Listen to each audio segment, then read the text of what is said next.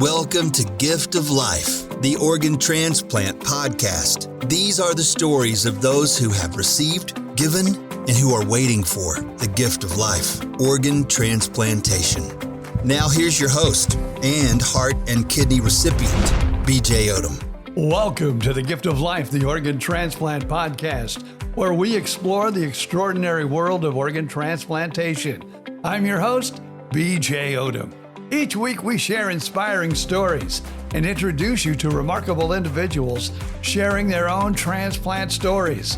Be sure to support the podcast by leaving a 5-star review and subscribing on your preferred podcast platform. Have a transplant story yourself, or you'd like to share a comment about the podcast? We would love to hear from you. Just email us, giftoflifepodcast@gmail.com. And don't forget to like and connect with us on Facebook. It's Gift of Life, the Organ Transplant Podcast.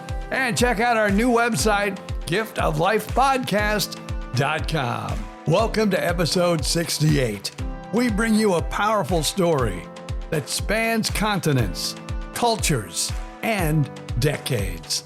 Angelie pursued a life of purpose as a physician specializing in oncology. But behind the lab coat was a personal battle most never knew about, a hereditary condition that for over 25 years quietly progressed until she needed a kidney transplant. Her story is one of hope, passion, and ultimately the gift of life. As we continue to shine light on National Multi-Ethnic Donor Awareness Month, celebrated in communities that have historically faced barriers to transplantation. It's about making sure that everyone, regardless of race, has a fair and equal chance at a life-saving organ, eye, and tissue donation. So whether you're a transplant recipient, a donor family, a healthcare worker, or someone who cares, this episode is for you. Let's honor the journey, let's celebrate diversity, and most of all, let's keep the conversation going. We'll meet Angelie Roman next. Welcome to the podcast, Angelie. If you would, just tell us a little bit about yourself. Yes, my name is Angelie Roman, and I'm a retired physician. I was born in the Philippines, and I came to the United States around the age of 6. Oh, so you've been here for quite some well, I don't want to say that. Maybe you're just like a wee one. Maybe you're only like, 15 or 16, so I better not say that. No, that's okay. I am 61. Oh, okay. And yes, I received my transplant at the age of 60, May 22nd, 2024 at Tampa General Hospital. Great hospital. And now you had a kidney, if I am correct, right? That's correct. Yes. Now, where did it all begin? When did things start to... Now, also, I might want to ask this because you said you were like in the medical field. That's right. Did this help give you kind of a heads up what was going on, or how did it all begin? I'll just let you tell the story. Well, you know what? That's where I want to begin because I didn't know my father's history. Obviously, my mother's I knew. So I was in the middle of training for specialty training as a oncologist, a cancer doctor, blood doctor. And I did my training in Boston, Massachusetts, St. Elizabeth's. And I developed this, really bad urine infection. And my primary doctor, who was excellent, noted that the bacteria that caused the infection does cause urine infections, but not the usual common one. So she ordered an abdominal ultrasound or sonogram to look at the kidneys. And surprisingly, both kidneys had multiple cysts. Cysts are fluid-filled cavities, and they noted also cysts in my liver and both my ovaries. Based on that itself, I was diagnosed with adult-onset polycystic kidney disease at the age of 35. Okay. And now PK. I was going to say, because you didn't get your transplant until you were 61, you said so. That's right. So did it slowly progress, or how did you continue for the next 30 years? Yes, I So it is later onset, the adult phase, between ages of 30 and 50. And it's a genetic disorder. And I found out later on, because my parents were divorced, that I got it from my father. And he since passed with kidney failure in the Philippines because they did not have a very good system of donation and transplantation at that time. So I knew as a physician, which was probably a definite advantage for me, that I needed to remain in good health. I needed to control my sugar, my blood pressure, all the things that one would normally be advised to do by a doctor to avoid diabetes, hypertension, and heart disease. So many, many years passing along, my kidney numbers, they would fluctuate, and but they remained stable. My medical practice was busy, and then I fortunately found a partner that was so understanding, who accepted my health concerns and inevitable future, because this genetic disorder eventually leads to transplant. So I knew my fate down the road, whether it was going to be 10 years, 20 or 30 years, I knew that I had to face a kidney transplant. So at that point, I knew to try to do my best, control what I could, and then face the fact that one day I'll need it. So I'll fast forward 21 years, right? 21 years later, here we are. Because of this inevitable future, my husband and I decided to retire early. He was 55, I was 56. And do you have a bucket list, BJ? You know, it's a very small one if I do. I'm not one of those people that has like, this big bucket list, but I have I guess I could call it a small bucket list. Okay. Well, I don't really have one. I think I was just, I don't know. I focused on my career and we traveled a lot, so I was content. But my husband, Alan, always had a bucket list, and his bucket list on the top of that was to live in Florida, was to live on the Gulf Coast of Florida. So we ventured out. We went to Sarasota. We went to Venice. So we finally decided, let's retire early, enjoy the time that I have in good health.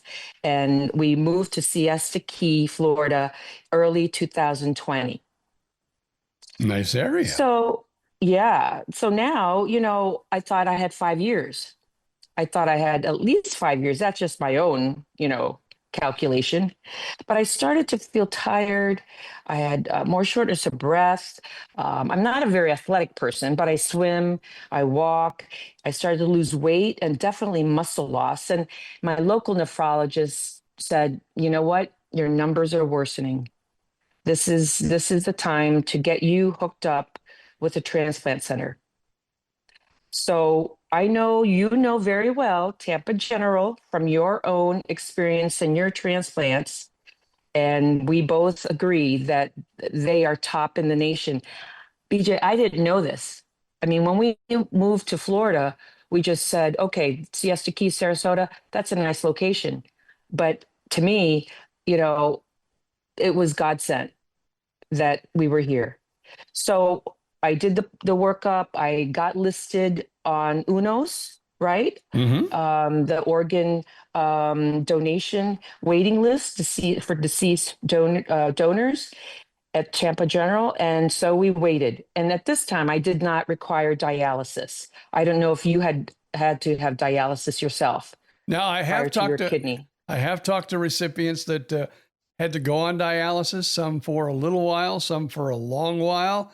And and some get the transplant even before dialysis when, the kidneys start to go. So were you one of the lucky ones?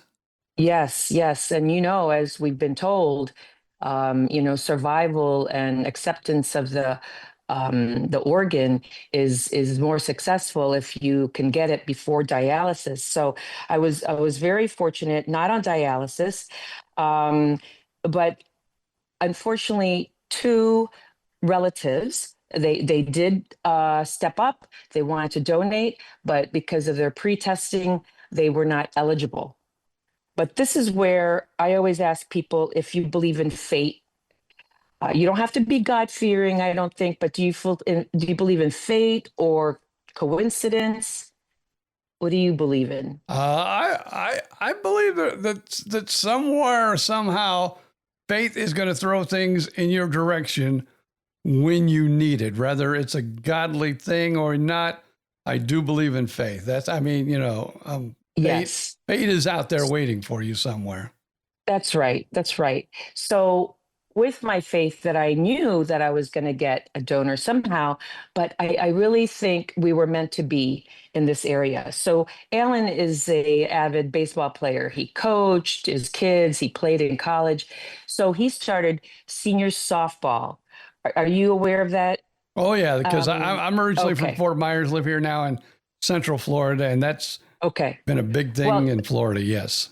you know that they're crazy, right? These guys. I mean, they're in their 60s, 70s. I mean, they're obsessed. They've had, knee surgery, hip surgery, and they're back on the field. So he joined and we met Joe and his wife Janet.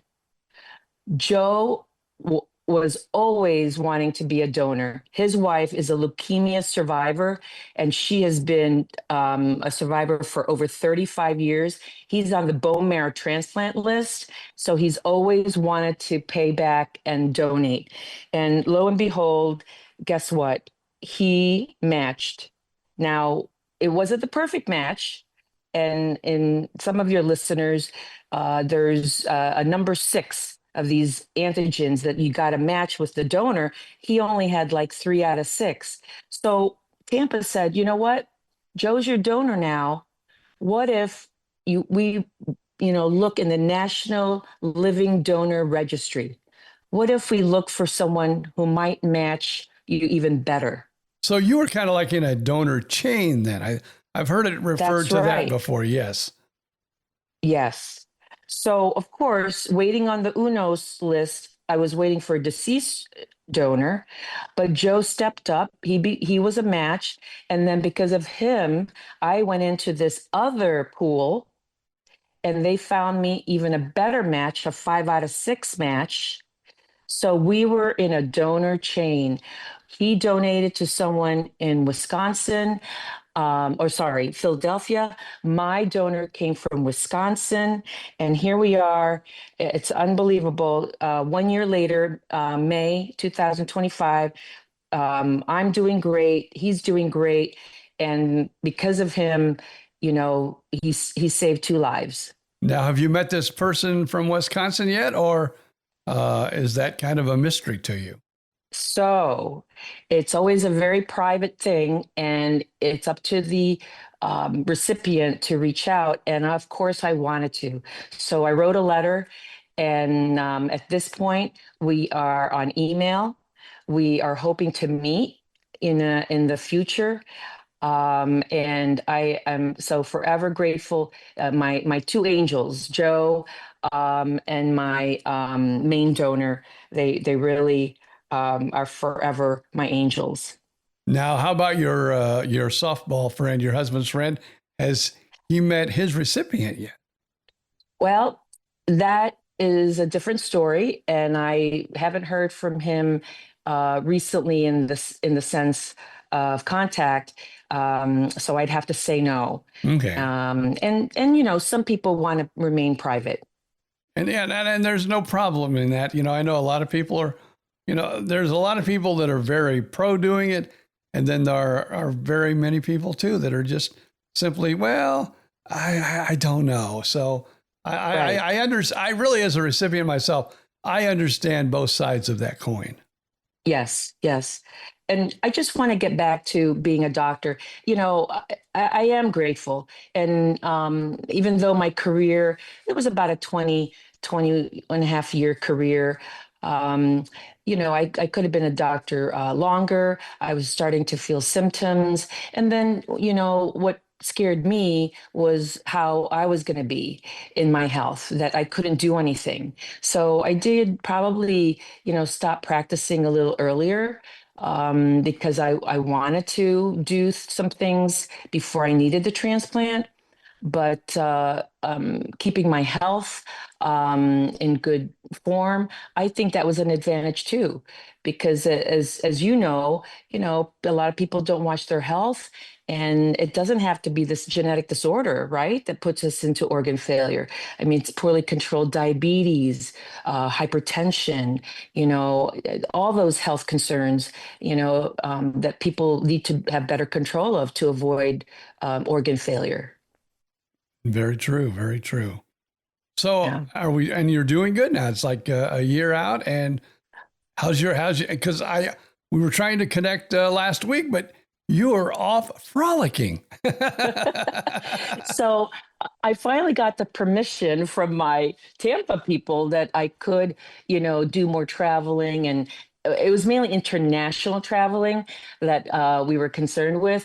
But I decided to, wait a year. We did small trips in Florida, but yes, we frolicked to Vermont for a relative's 90th birthday party. We are going to our previous hometown. We're from upstate New York, the Syracuse Finger Lakes area, and we're traveling there next week. And Oh. then we have Italy. We have Italy in October. And when this thing will air, just got Uh-huh. back from the mountains. Where were you? Well, I will be, because we're recording this a few weeks, I should say, before it airs. But I Okay. will be in northern Georgia. We have rented a cabin, and we will be there Oh, for about 5 days, just relaxing on a river. yes. Oh, wonderful. Are you fisher? Do you fly fish? Wow. That's the thing. I have always been more or less, my dad here in Florida was a big fisherman. And so Uh-huh. he was a lot more into the saltwater, and we, did, saltwater fishing. So Right. fly fishing, I might have to look at YouTube, because I hear that it's somewhat of a, not a challenge, but it takes a little bit of, knowing what you're doing. And when it comes to fly fishing, I don't know a whole lot about what I'm doing. And the only reason I ask you is Alan's boys, my stepsons, 27 and 29, are in Denver, and they are learning to fly fish. And it is a bit more challenging, but they love it. They love it. But that's wonderful. Glad to hear that you're traveling, busy, despite the work that you're doing for LifeLink.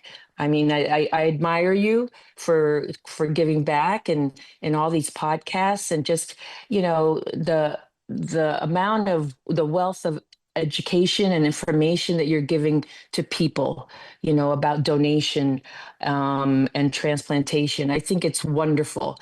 And I hope to, do something myself now that I have a second life here that I need to take advantage of. Well, I need to really thank Christine Applegate, because I was watching one of the late night TV shows, and she Uh-huh. came on with her MS, and she says she had another friend with MS, and she goes, people need to be aware of things that go on with MS. And so I started this podcast with my friend, and I'm thinking, Mm. you've been in radio for over 40 years. You do a podcast already with your old morning show radio partner. Why aren't you Right. doing a podcast about transplants? And so it was Yes. born from there. And now we have been on doing this weekly for over a year now. And, Wow. it's a great education, not only, for the listener, but I have been educated along the way over the last year to, different Yes. transplants, different. And the ones that I love, and I have that coming up in a few weeks also, a donor mother. And those stories are just, Oh, I don't want to say they're the best, because they end sadly, yes. but they are so touching, and they really bring home the whole world Yes. of organ transplant and organ donation. Yes. And I want to tell you what I've learned. It, you know, again, people say, oh, you're a doctor, so you know everything about medicine. Well, not really, right? I was a specialist. I specialize in cancer care, cancer treatment, blood disorders, leukemia. So I was not aware, in addition to all the organs that people need for transplant, right? Right. Heart, liver, kidney, the pancreas, lungs, but the cornea from the eyes, skin, tendons, veins, bone, intestines. I mean, this is something that really people are not aware of, that you can even donate those uh, tissues and organs, and you can save lives even after death. You don't have to be a living donor, as the way, my health led to a living donor. But, can you imagine giving your cornea and restoring someone's sight? I mean, what a legacy that is for someone to leave. And I notice as I talk to these donor mothers that that's what they really lean on after, the process, has, they've passed on and the organs have moved on to other people.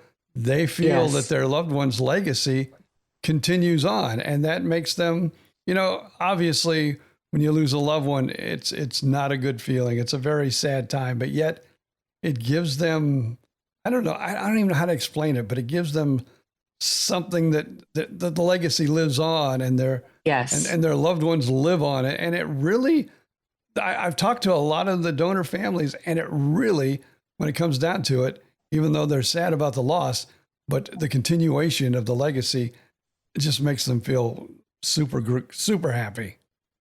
I think it's a comfort, but it's also maybe gives meaning, even though that person's life was not meaningless by all means. They achieved things, and despite whatever age they were, but it gives their lives even more meaning for the loved one who's left behind. I think that's key too. Right. And of course, you from the Philippines, but as you said, you moved here at a very early age. But I do want to, tell people, and that's what we're celebrating this month of August. It's National Multi-Ethnic Donor Awareness Month. And so, we're letting, all people know how important organ donation is, no matter where you're from, what your nationality. The only problem is with a lot of the ethnic communities, just the myths that have run awry in those communities Yes. are a little scary. So, we've Yes. had a lot of people on this month that's celebrating it in different cultures. And of course, like I said, you were born in the Philippines, but how old were you? Did you say you were again when you moved here? So I was 6 years old when we moved here. But, I don't know the Philippines at this time and what type of systems they have. Obviously, I'm not aware of what donation pathways they have. But I did want to add to what you said about this month. It is related to our health and how we take care of our bodies. But statistically, African Americans are 3 times at risk of renal failure compared to Caucasians.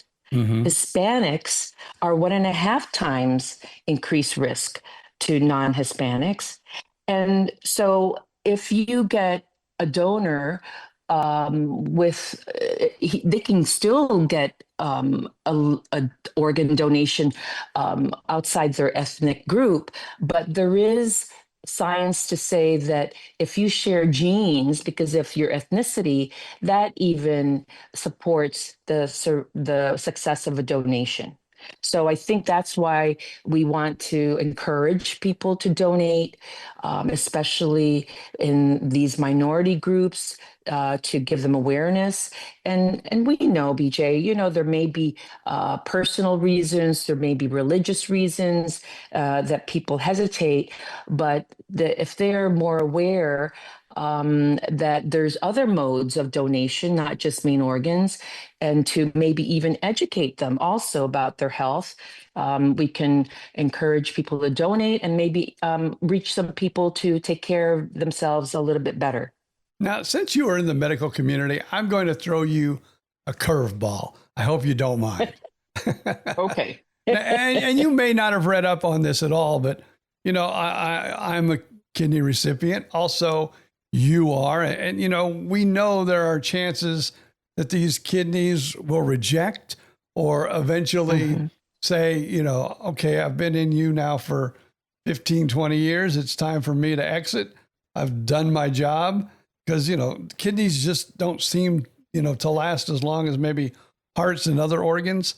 And I've really been reading up on these electronic or these kidneys that someday, and it's not today, it's not tomorrow, but probably within the next 10 years, there will be a kidney that you will be able to insert you that has been man-made and will filter filter the poisons out of your body, just like a normal kidney, and it'll be implanted in your body. And I am thinking when the day that arrives, that's going to make a lot of us, because the list is just so big for kidneys right now.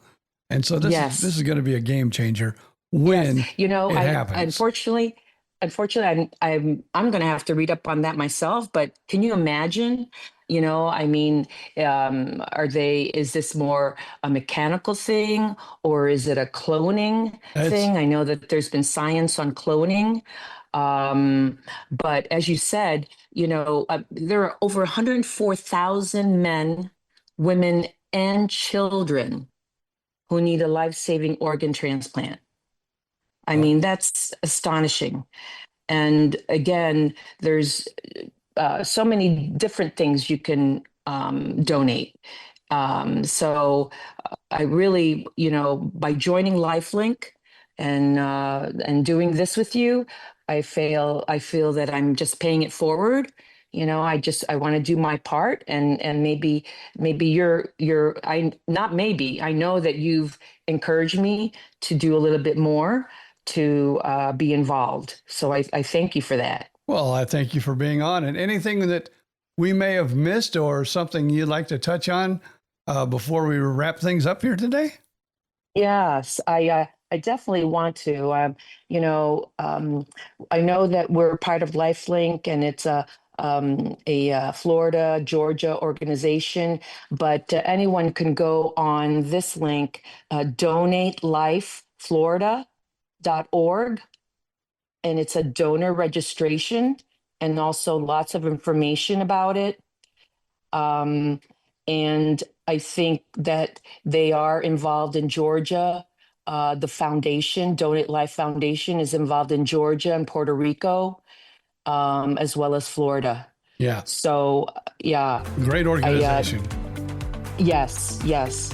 I just want to express my gratitude to my friends, my family, Joe, Janet, my donor.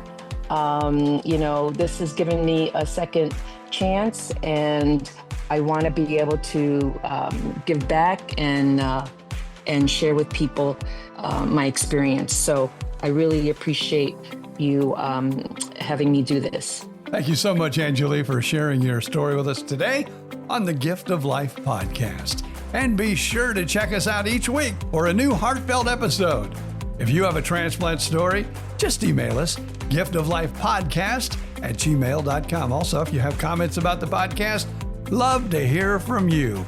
And follow us on Facebook. Also, don't forget to like and share this episode with family and friends, and we appreciate that 5-star review on your favorite podcast platform. Another podcast you might enjoy is myself and my former radio partner, Bill Stevens, BJ and Bill, the podcast, all on the Podcast Playground Network. We want to thank them for making this podcast possible. Until next time, I'm BJ Odom. Thank you for being a part of our journey and reminding us all to enjoy each and every day and to cherish the extraordinary gift of life. He was running on empty, heart fading fast. Doctor said, man, you ain't gonna last. But a stranger's kindness, a gift so true, turned the night sky into something new. He got a second chance, he got a brand new spark, like a freight train rolling back from the dark. Gift of life, let the story be told. One heart beats, another takes hold. Give a little, save a soul. Ain't no greater rock and roll.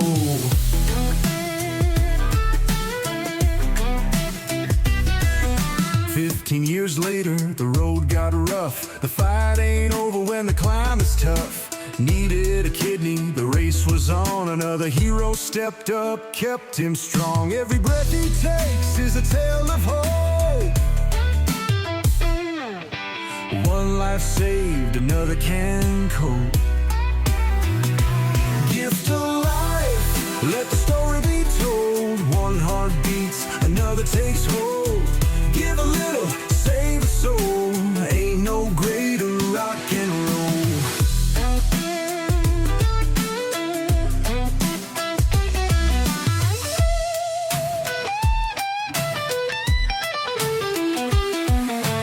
Doctor's hands, a donor's grace, running on down to a brand new place. Second chances don't come twice, but when they do, man, they feel so nice.